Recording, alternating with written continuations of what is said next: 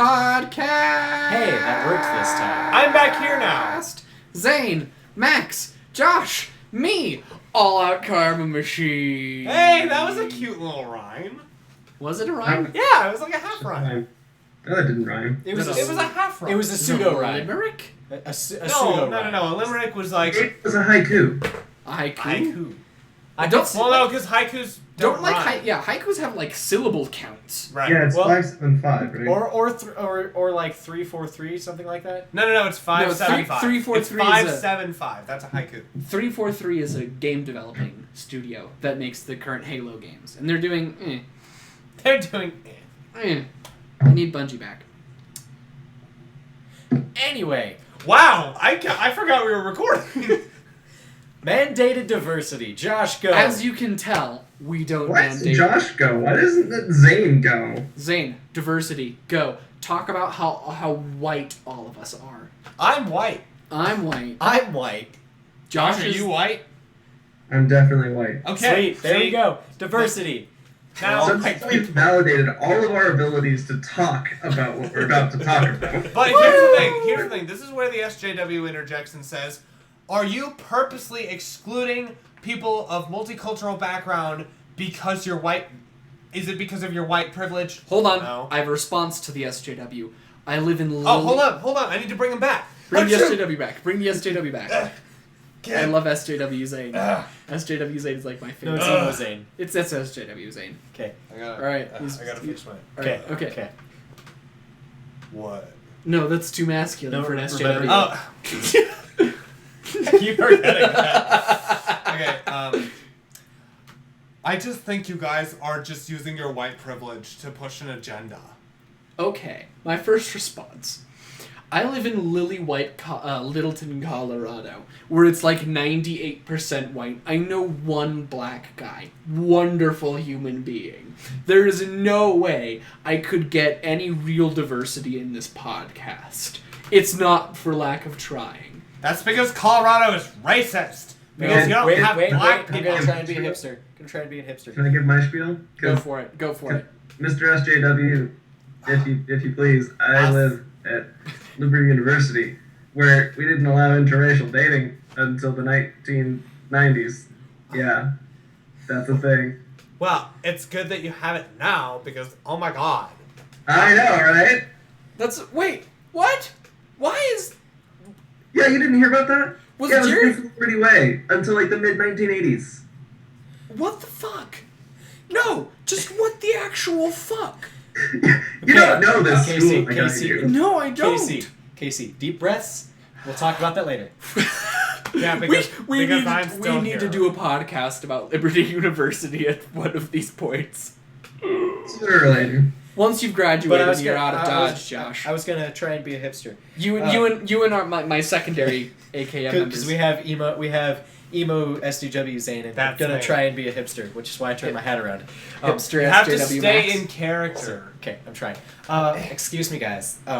Like you could. Why you are could get more- SJWs gay? They were supposed Because to be like... most of them are nowadays. No, Let's be real. All of the there was a HuffPost video. I have to change back. There was a HuffPost video that I just saw, and it's like things that men hear. Oh, what was the? I don't watch BuzzFeed. I go out of my way. No, it's not to watch BuzzFeed. No, it's HuffPo. Oh, HuffPo. It's I go out of my HuffPo. way to not read HuffPo. I don't know why it comes up on my Facebook, but You're probably friends with liberals. yeah, I am actually. There's your problem. Okay. Well, Anyway. And all of them were noticeably Effeminate. very effeminate. Were they like? Well, that's not necessarily a tell of being And it's gay. no, it's not. But it's Just means they're effeminate. right. And It does substantially increase the odds that they are actually a homosexual. right. And I'm not here to say that they are not. I'm not here to judge. But anyway, them, but it's like SJWs are effeminate. That most is of your them. point? Yes. Anyway, I thought. Well, I think SJW men are effeminate and SJW women are masculine. he's probably not wrong. Now that we've been like rampantly, horrifically, and completely, terribly prejudiced and horrible to everybody. I don't like the We're gonna talk ideology. about mandated diversity at like some point. Yeah, just like the intended topic was not to rail against SJWism, but to talk about diversity and this idea that we need diversity as a society to succeed and move forward. Like we're going to die if we don't have diversity in everything. You know? I think we're about to die, Casey. Just start talking about magic already. All right, Josh, do you have thoughts? I'll let you have thoughts before Because I know that's why you wanted to talk about it. So there's actually a podcast that I have followed for a while. I missed like the last 2 weeks for various reasons, but there's a podcast called Magic Mike's. Evan Irwin, what's the other? It's Aaron something or other. ERIN, correct? Yeah. There's this person. There's three people. Evan Irwin, Ruben something or other. I forgot. I only watched... Terrible. I am a horrible human being who can't remember the names of the people in the podcast. It's okay. Just look up the Magic Show on YouTube if you like Magic the Gathering. It's an excellent resource for Magic the Gathering commentary. Josh and I have this one beef with them, and that's one of their personalities, Aaron, made a statement to the effect of, we need more women in Magic the Gathering. Well, all of them, to one degree or another, have made that statement. Yeah, it's just sort of a general consensus among the group that it is necessary on some level to have more female players playing Magic the Gathering.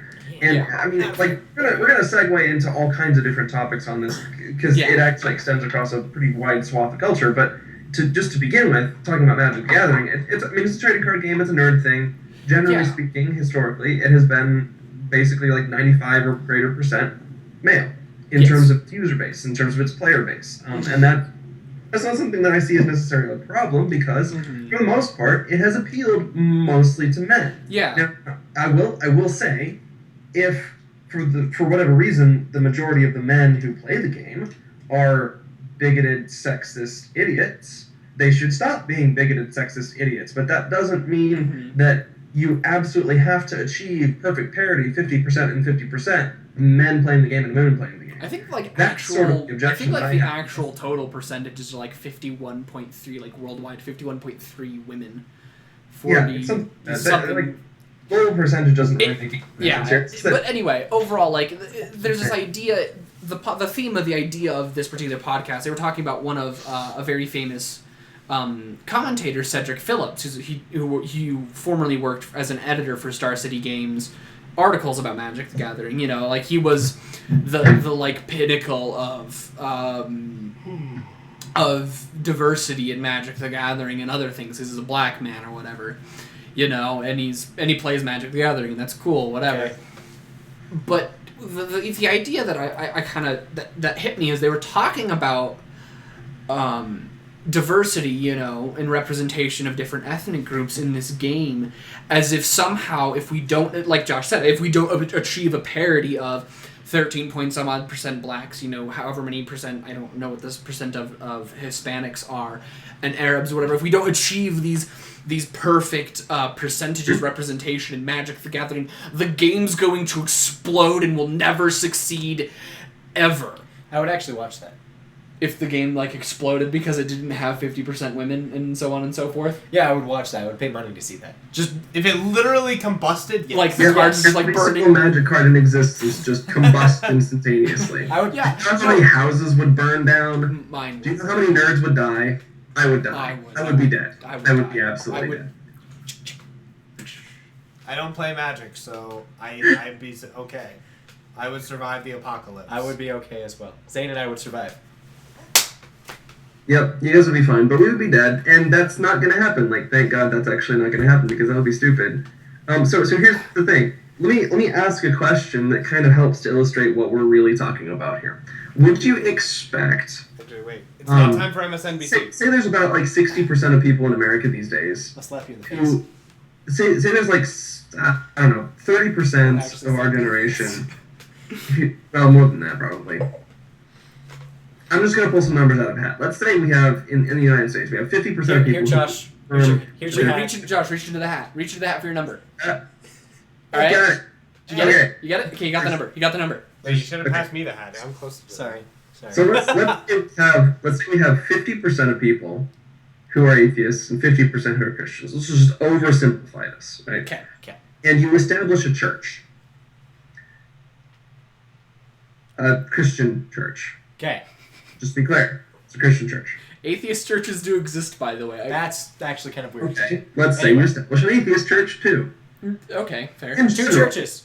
what percentage of people who attend the Christian church would you expect to affirm that they are Christians? In the 90s. Yeah, high 90 percentile, right? That. Why is that? Well, because Christians would go to a Christian church. The atheists would go to a Christian church. Right. No, with like what they don't relate to that. They have no investment in that. Yeah. Mm-hmm. There may be some people who, for whatever reason, because of diversity or whatever, like they have some interest in observing what happens at the Christian church. They don't actually affirm the teachings, but they still want to see what goes on or whatever, or they like the people group or whatever it is. Yeah. Like you can get into the weeds there, but fundamentally, Mm-hmm. it's an interest group, right? Christian people want to associate with other Christian people, so they have Christian churches. Now, the way this applies is that nerdy people want to associate with other nerdy people and play nerdy games. Mm-hmm. It just so happens that a lot of the nerdy people who play nerdy games are male and white. Mm-hmm. That's not a problem. Like, that just happens to be the Oh, wait. majority of the people who are nerdy people who play Magic the Gathering. Yeah. No, that's There not. are many black people who play Magic the Gathering, or white people who are interested in playing, there aren't that many female people who are interested in playing Magic the Gathering. And if that changes, I don't mind that. Mm-hmm. That's the other part of this, is that I'm not a bigot. I don't want to exclude women from Magic the Gathering. I don't mind if the proportion of female players increases. It might actually, increase my chances of someday getting a girlfriend, which would be awesome. But anyway, so you see my point here? It's kind of like, Dang it. if you walked into the Christian church, in our hypothetical scenario where there's 50% atheists and 50% Christians, Mm-hmm. you walk into this Christian church and you start criticizing the church because it's like 95% Christians, and you're like, no, you need to get more atheists in here. Like, you should have an atheist pastor someday. That would be a good thing for this Christian church. That doesn't make any sense at all, right? Yeah. No. When you put it like that, you kind of start to see the The logical yeah, fallacy. because not necessarily fallacy, but you kind of see like their their positions based entirely on emotion, right?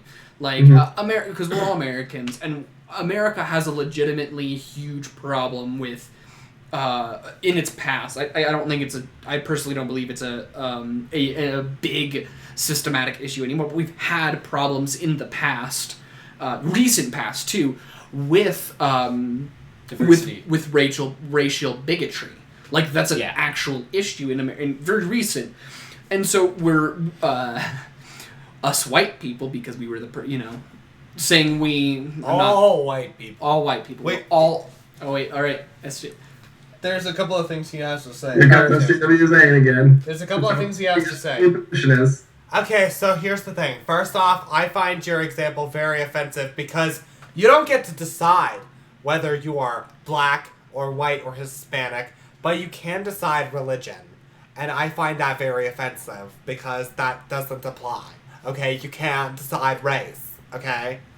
And also, I would like to point out that... give me a second. Achoo! I totally forgot what I was going to say. Okay. Yeah. Anyway, you realize it's based on an emotional reaction to this fear that a lot of left-leaning people have of being their ancestors, right? I understand that. I don't want to be a lynch mobber, right? I don't want to be one of those guys who's macking on his girlfriend while they're hanging, Henry back there, and he's burning. Poor Henry. Do you know what's really sad? My black friend's name is Henry, and I did not mean for that example. Poor to Henry! exist. Oh no! See, We should just encourage Henry never ever to watch this I'll podcast. probably actually link it to him. Is the sad thing. with a long and profound apology, like, I am so sorry. It was an off the top thing. I didn't mean this to happen. Anyway, no. I mean, he sounds chill. It's like He's whatever. a really chill guy. Yeah. He is more. Can I bring it? Like, because there's a bit of a breakdown in the analogy. I mean, I think there are a lot of people who would admit yeah, it's kind of dumb to expect a Christian church to wind up having an atheist pastor. Yeah. For the sake of diversity or whatever. That doesn't make any sense. But in the Magic world, why would you, like, are you saying then that casters and people who run podcasts and people who produce content and, like, the leaders of that community should not be women or blacks? No, I'm not saying that either. No. I'm just saying that it, in the same way that culturally speaking, you would expect, like, about, the same proportion of people to be in those leadership positions as the general population. So if it's 95% white males, then you're going to find like 95% white males in leadership roles because in general people who do their jobs well get promoted. Yeah. Now, if that's not true, if people aren't getting promoted who deserve to be because they are, women or blacks, or whatever, then we have a problem, and that's something to be addressed. Yes. But it's not evidence of discrimination for the proportions to be a little bit off. And on top of that, if you're just saying that the proportions being off in and of itself is a problem, then you got issues. Like, I would encourage more women and blacks to go ahead and play Magic the Gathering because I think it's a lot of fun, and I think many of them would be interested in it if they knew about it. Yeah. It's decent. But at the same time, I'm not going to go out of my way to start criticizing my other people around me who are perfectly content playing the game with their white male friends. Yeah. It's like, sure. I'm a white male and I don't play Magic. I'm a white player. He's a white playing hill male Magic. It's a head on. I'm a white male who also does not play Magic. It doesn't matter. But can I add something here? I would still play Magic if it were like 75% women and blacks, or 99.9. If I was the only white male who played Magic the Gathering, I would still play Magic the Gathering because that shit's fun. Right? Yeah, well, like, there's another, like, logical problem. I'm not deeply invested in the current demographics of Magic the Gathering. No. I don't think it's that relevant to whether or not I play the game, or whether or not anyone else plays it. Personally, we're invested in the math and the strategy of the game, and the fun flavor and the artwork. I mean, there are some really talented artists that work for Wizards of the Coast, Yeah. Now, on the other hand, if I were the only white male who played Magic the Gathering, and I found out, like, that I had a really bad experience going to tournaments because everyone was, like... Because they were judging you for being white. Yeah, if they were judging me for being white and male, and like, discriminating against me. Like, if I couldn't buy snacks at the vendor in the corner because I'm white male. You would best use that separate water fountain. You white male. Exactly. If that's the kind of thing that we're talking about here. And if that happens at Magic tournaments, by all means, I condemn it wholeheartedly. That is a shitty way to conduct yourself. I mean, like, you're an asshole. Don't do that. Yeah, there is some legitimate... I'm sure... I mean, I personally haven't seen it. Abuses of women in the Magic community. But I know the lonely neck-bearding nerds, like, that stereotype exists in the Magic community. And the lonely neck-bearding nerd is horrible with women. Yep. And there are some of those in the Magic the Gathering community. I don't think they should be expelled for being assholes. They should, because they're going to learn the hard way that, hey, if you're an asshole to a woman, you're not going to get with a woman. What I thought. Your actions have consequences. But, I think... Just saying, that's not our only objective in life as men, and it shouldn't be. No, it shouldn't be. No, like, I'm saying, my ultimate point is, I'm saying it's reasonable to assume that there are some legitimate abuses of women, and that they do face, because of just the demographic that's there. I can understand, there being some hostility. I shouldn't say hostility, because they're not, like, trying to be assholes, they just interact with women so little that they don't understand how. Yeah. And again, I'm talking about a stereotype that does exist. I don't actually know the percentage in numbers. And again, I personally have not experienced that prejudice against women in the Magic the Gathering thing. It is a rarity, because the game... Well, okay. I will say, there is, like... I know all four of us here are kind of against the whole SJW notion of microaggressions, generally speaking. I don't know what that is. It's okay. But to be honest, there are, like... There is a real sense in which the small tensions of everyday life can slowly get to you and wear you down. Like, just the small tensions of everyday conversation where there's somebody who assumes something that isn't actually true, or somebody who like leaps to some conclusion about you based on fat. like for instance, it's probably pretty common for people to be hanging out with their guy friends at a Magic tournament, and for some guy to assume that this girl is the girlfriend of one of the guys who's there. Like that tends to be a pretty common assumption because, relatively frequently don't play Magic unless they've been introduced to it by a boyfriend. That's actually relatively common. So in some sense it's a justified assumption, but it's still kind of unfair to those women who do actually play the game because they enjoy playing the game and not because they've been dragged into it by some significant other. Yeah. So there are some justified assumptions that really shouldn't be made anyway. And the thing is, I guess I would just advocate for everybody not to be a dick about it. Yeah. Like, that's sort of the message that we should get out of this. Not like, don't be a dick. Yeah. Yeah. Well, and can I say, like, this is because the issue that we're talking about is forced diversity, and it's not just in Magic. Honestly, but also just like the idea that we need diversity, like the Oscars.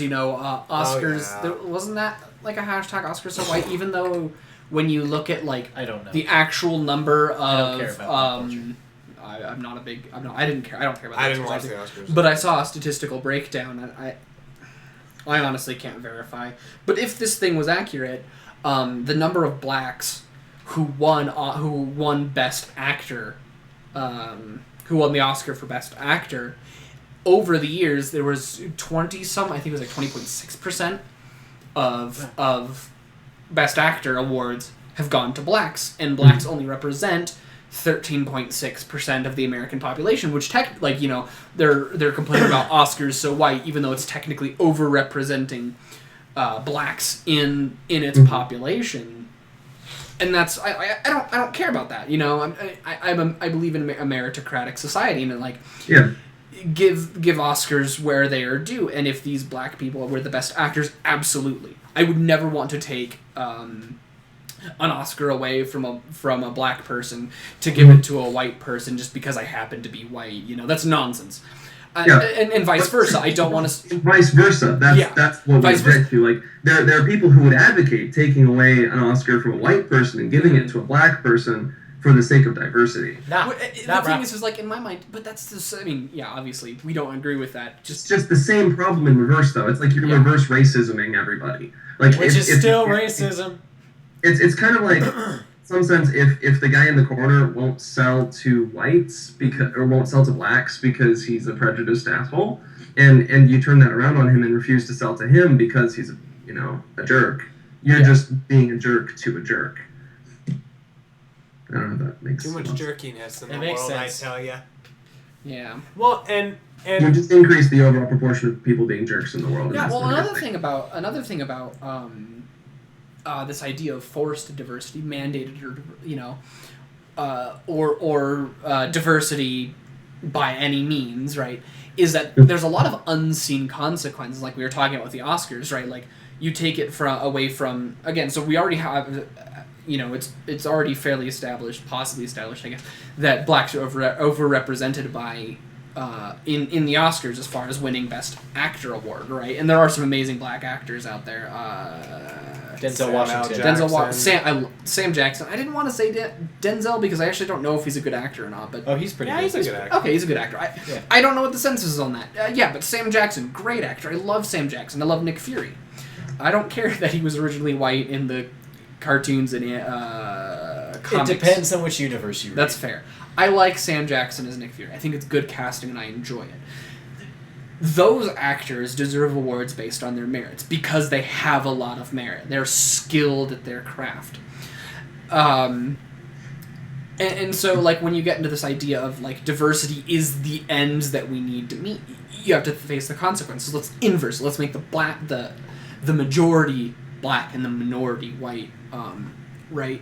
We're taking away Oscars for from black people to give it to white just to make it so that white people somehow get all the things because they're a minority and they totally deserve more, even though they don't merit it as actors. They're not even if they're not there's not as good of actors or whatever. That's a consequence. You steal it away from those who worked hard. You would take if we flipped the majorities, right, you would take things away from actors like Sam Jackson, or awards away from actors like Sam Jackson and Denzel Washington, to give it to actors like Jai Courtney, who is white and sucks. Right? Like that's kind of what we're doing here. And then, you go to Magic the Gathering where in my opinion, if you try to meet diversity needs, like most professional Magic the Gathering players don't just play the game. It makes a good amount of money, but not enough to really make a living. So they work for game companies, writing articles and making content. Channel Fireball, Star City Games, they all employ professional players. So if you force them to be 50% female, which is really the big thing in Magic the Gathering, if you mandate that they absolutely have to, 50% of our professionals and content creators have to be women, right? Now you end up, and so they get their 50 women that don't want to be there. They were just dragged in there because they were paid, and they kind of want to be there, but they don't really understand the game. They're literally just there because they're female. The game is going to suffer for that. There's a consequence to the game as a whole because the professional content that these, like the analysis of gameplay, the analysis of deck archetypes, all these things that are so important to Magic players, the quality is going to drop just because we have to make 50 of them female. And then another thing is we go back to the merit. You're going to start stealing wins, earned wins, from men who play the game to give it to women who aren't good as good of players as these men. So here's one way to think about it. Yeah. It's wrong if someone has earned it and doesn't get it. But it's also wrong if someone gets it but hasn't earned it. Yes. Right? That's the fundamentals of a meritocracy. Yeah. You get what you earn and not what somebody thinks you should get. Yeah. Essentially, if there are women right now who have earned a slot as a commentator, Melissa Del Toro, don't currently have it, then maybe that's a problem. Okay, she has it and has earned it. Yeah. She doesn't have it, but she has earned it. Like imagine there's a woman out there who would be absolutely stellar as a Magic commentator and isn't currently acting in that role. Yeah. That could be a serious problem, and I can see somebody being upset about that. But on the other hand, but even that, but is not good at it, and she's replacing someone who's actually better than her, then she hasn't earned it, but she's got it now. And that is not just either. That's not justice. Yeah. You haven't fixed anything. You just made the problem worse. So, and just kind of in conclusion, we're not against diversity. As a Magic the player... I'm for diversity just in general. Generally speaking, diversity leads to innovation because you find... No, absolutely. Like women... challenge their views, and that's good. In general, women's brains operate entirely differently than men, in general. And getting more of that into the fold could really help with deck archetype innovation, play style innovation, so many cool things. So I'm open to it. I just don't want to drag women that don't want to be in the game to the game so that we can feel good about ourselves because we have 50% women in our game. Because voluntarism works, turns out. Google agorism. Thanks for watching All Out Karma Machine. It didn't stop recording!